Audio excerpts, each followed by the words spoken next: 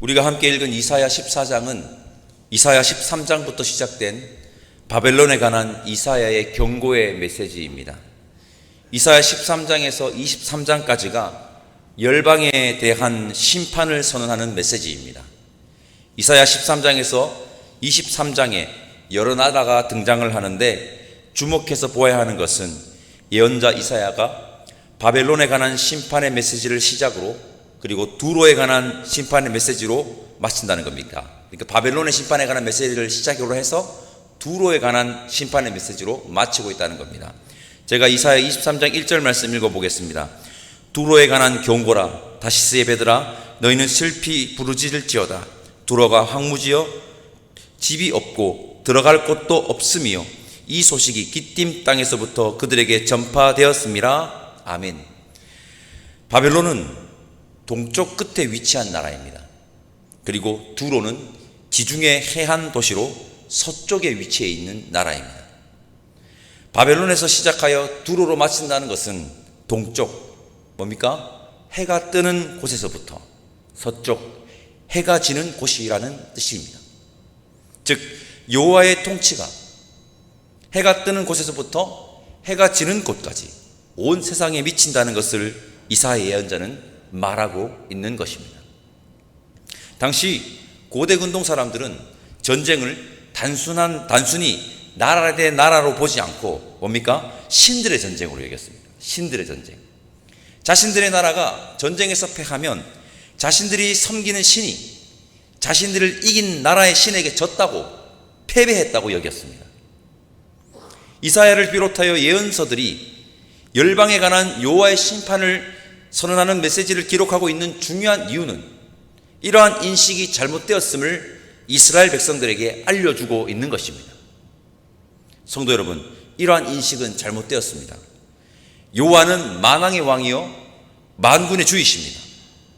온 세상을 통치하시고 다스리시는 분은 오직 여호와 한 분뿐이십니다. 이것이 바로 올바른 인식입니다. 여호와만이 유일한 신이며 이 세상의 권세와 악한 세력은 여호와를 이기지 못하며 여호와의 발 앞에 엎드려지게 되어 있습니다. 그러니 이스라엘 백성들이 주변 강대국에게 굴욕을 당하고 패배하는 것은 여호와가 이방신에게 패배한 것이 아니라 이스라엘 백성들의 죄악, 즉 자신들의 잘못, 죄악 때문입니다.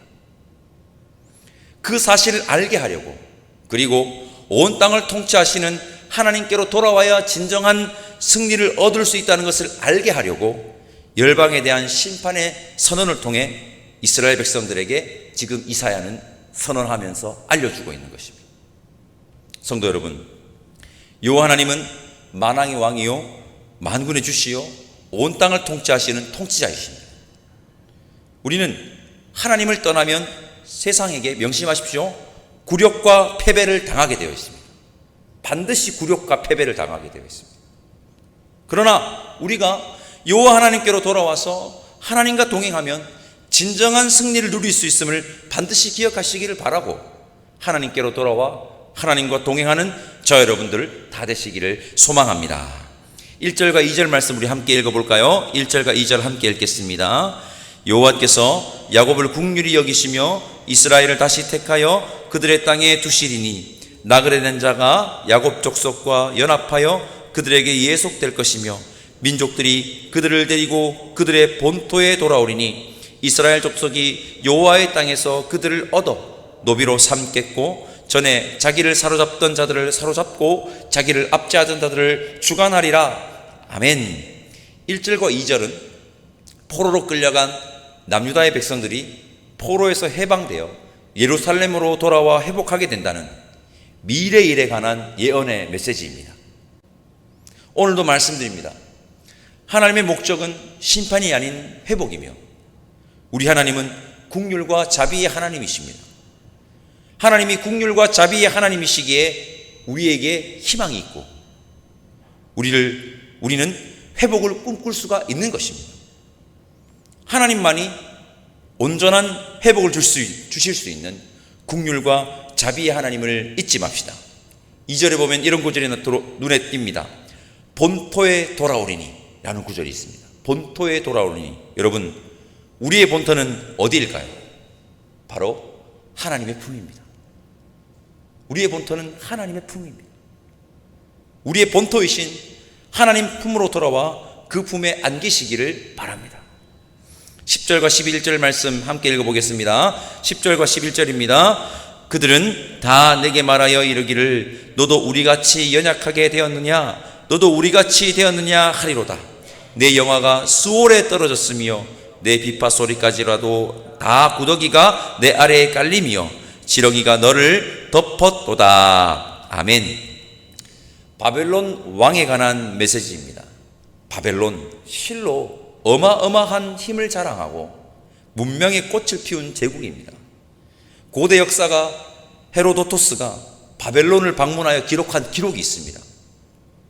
그 기록의 내용을 한마디로 요약하면요, 입이 다물어지지 않을 정도로 어마어마하다는 것입니다. 이사야는 예언합니다. 그 강력한 제국의 왕이 세상 사람들에게 조롱을 받을 것이다. 세상 사람들에게 조롱을 받을 만큼 힘이 약해질 것이며 그의 영어가 수월, 저 깜깜한 땅속, 땅도 모자라서 그 땅속, 죽은 사람들이 가는 저 땅속까지 떨어지게 되어 있다는 것입니다. 세상의 권력은 여러분 영원하지 않으며 얼마나 부질없는 것인지를 말하고 있습니다. 그리고 이사야의 열방에 대한 심판의 메시지는 누구에게 주는 메시지일까요? 1차적으로는요, 바로 남유다 백성들에게 주는 메시지입니다. 바벨론 사람들에게 주는 메시지가 아니라 남유다 백성들에게 주는 메시지라는 겁니다. 이사야가 바벨론 왕의 최후를 예언하며 세상의 권력이 영원하지 않으며 부질없음을 말하는 것은 남유다 백성들을 향해서, 그리고 여러분 우리를 향해서 헛된 권력을 의지하지 말고 오직 하나님만, 영원한 권세를 가지신 하나님만 의지하라고 우리에게 말씀하고 있는 것입니다. 한 가지 더, 바벨론 왕이 그렇게 멸망하게 되는 것은 자신의 알량한 권력을 믿고 폭압을 일삼았기 때문이라고 이사야는 예언하고 있는데, 알량한 세상의 권력을 믿고 그 권력에 기대어 폭압을 일삼는 자는 반드시 멸망하게 되어 있음 또한 알려주고 있습니다. 반드시 멸망합니다. 성도 여러분, 세상의 권력은 영원하지 않습니다. 세상의 권력은 부질없습니다. 그런 세상의 권력을 얻기 위해 애쓰지 말고, 그런 세상의 권력에 기대기 위해 비굴하지 말고, 영원한 권세를 가지신 하나님만 의지하여 세상 앞에 당당하게 서는, 세상 앞에 당당하게 서서 세상을 섬기는 아름다운 하나님의 백성들을 다 되면 좋겠습니다. 이게 그리스도인의 모습입니다. 이게 당당한 그리스도인의 모습입니다. 우리가 그 모습을 잃어가면 안 됩니다. 12절과 13절 말씀은 제가 읽어보겠습니다. 너 아침의 아들 계명성이여 어찌 그리 하늘에서 떨어졌으며 너 열국에 엎은 자여 어찌 그리 땅에 지켰는고 내가 내 마음에 이르기를 내가 하늘에 올라 하나님의 뭇별 위에 내 자리를 높이리라. 내가 북극 지폐의 산 위에 앉으리라. 계속해서 바벨론 왕에 관한 예언입니다. 바벨론 왕의 별명이 등장합니다. 바로 계명성입니다. 계명성. 계명성은 당시 고대 근동의 신의 이름입니다. 바벨론 왕은 자신을 신적 존재로 축켜 세웠고, 결정적으로 13절을 보면요, 자신이 하나님처럼, 아니 하나님 위에 존재하는 존재로 여겼다는 것을 알 수가 있습니다. 이것이 바로 뭡니까? 최고의 교만입니다. 최고의 교만. 하나님처럼 되려는 교만은 패망의 지름길입니다. 우리는 교만이 아닌 겸손의 길을 걸어가야 하며, 여러분, 우리가 존귀한 존재가 될 수 있는 유일한 방법은 뭡니까? 하나님께로 나아가는 겁니다. 그 방법 말고는 없습니다. 하나님께로 우리가 나아갈 때 우리는 존귀한 존재가 된다는 것입니다. 그것을 기억하셔서 하나님께로 겸손히 나아가는 자들이 다 되시기를 간절히 소망합니다. 이사야는 바벨론의 멸망에 관한 심판의 메시지를 통해 세상의 헛된 권력이 영원하지 않은, 부질 없다는 것을, 교만은 패망의 지름길임을 우리에게 알려주고 있습니다. 27절 말씀 함께 읽어봅시다. 27절입니다. 만군의 여호와께서 경영하셨은즉 누가 능히 그것을 패하며 그의 손을 펴선즉 누가 능히 그것을 돌이키랴. 아멘. 눈에 들어오는 단어가 있습니다. 바로 경영입니다. 경영. 하나님이 이 세상의 모든 일들을 주관하시고 운행하시고 통치하시는 분이시라는 겁니다. 24절에서 27절까지는 아수르에 관한 예언의 메시지인데, 이사야는 아수르에 관한 예언을 통해 하나님의 경영, 이 세상의 모든 일들을 주관하시고 운행하시고 통치하시는 분이 여호와 하나님이심을 우리에게 알려주고 있습니다. 마지막으로 28절과 29절 말씀 함께 읽어볼까요? 28절과 29절입니다. 아하스 왕이 죽던 해에 이 경고가 임하니라. 블레셋 온 땅이여 너를 치던 막대기가 부러졌다고 기뻐하지 말라. 뱀의 뿌리에게서는 독사가 나겠고 그의 열매는 날아다니는 불뱀이 되리라. 아멘. 아하스 왕이 죽던 해라는 구절이 시사하는 바가 있습니다. 기억나십니까?